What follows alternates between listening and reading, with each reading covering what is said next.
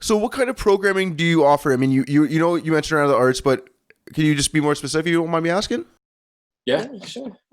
We have videography, so kids learn to do video editing and filming, storytelling through digital Media. medium, photography, which is, of course, speaks for itself, just learning different angles and how to set your ISO or iOS. So We haven't taken the program, right, so we don't know. and we have great facilitators that do all that. Visual arts, they learn all the different mediums, pastels to watercolors to, Painting. acrylics and all that. And then of course culinary arts, which is our first time that we did our baking last summer, and kids learned to make pretzels, quiche, Homemade pies, pie pies. crusts, Yeah, and they learned a little bit of the science behind exactly.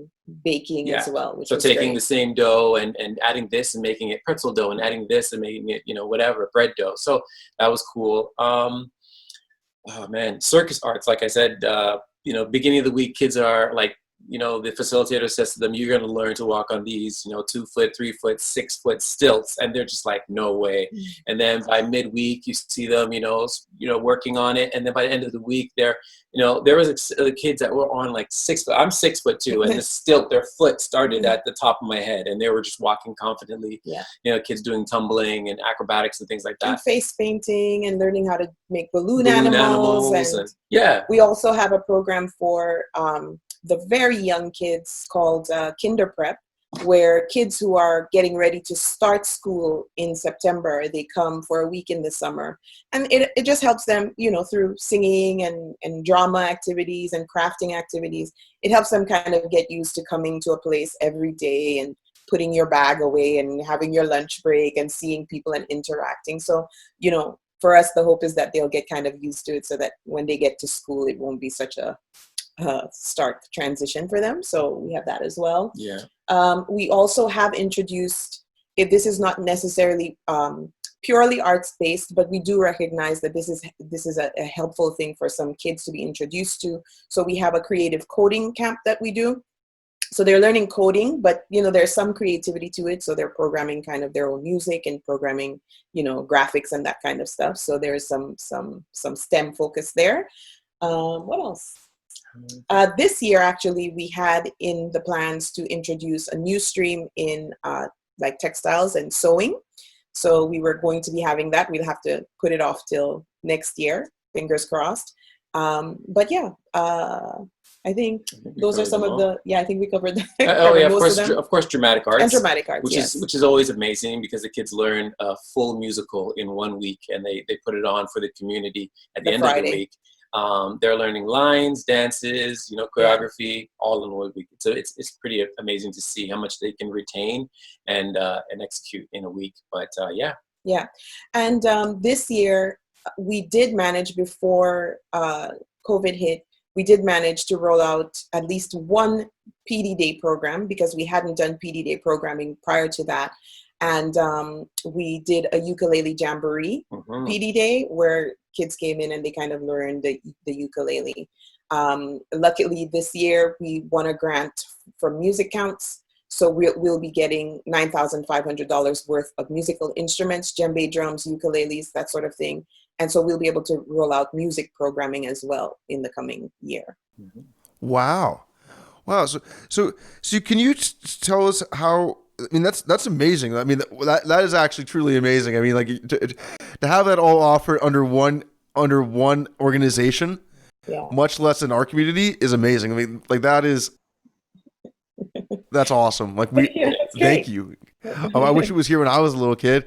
I know. We've heard that a lot. A lot of parents say that. A lot of our facilitators wish that they had it too. And you know what? As we grow, and as you know, we're working towards our bigger vision of having our own permanent space where we can have year-round programming and after-school programming, weekend programming. We definitely have ideas and desire to do workshops for adults, and them doing photography and sewing and other things like that. So as we grow, we'll definitely be able to expand the reach of the community demographics.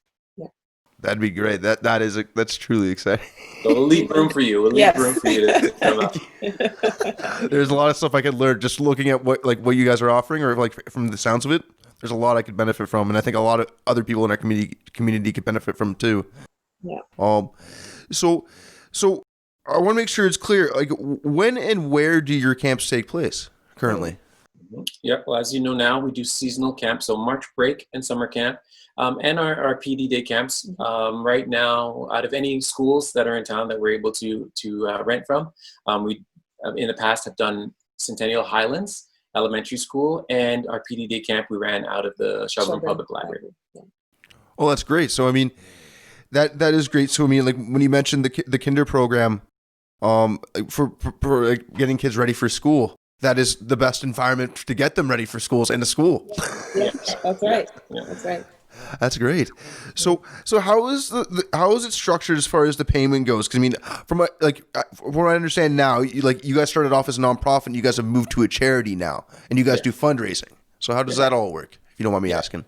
Yeah. So the way that it works, initially when we started out, our idea was to provide these programs completely free of cost.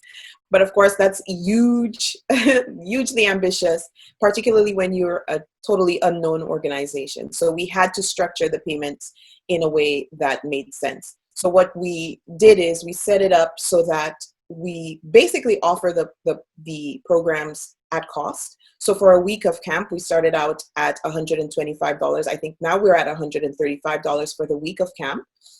We also, on top of that, offer a no questions asked 50% subsidy. So if a family can't afford the full cost, the full $135, they can just opt to pay the subsidized price. And on top of that, if there's a family that absolutely cannot afford the cost of camp at all, we offer full scholarships. So all they would need to do is fill out an application, kind of tell us what the situation is. The board reviews all of those applications. And we're very proud of the fact that we have never had to turn away a family that has requested a full scholarship.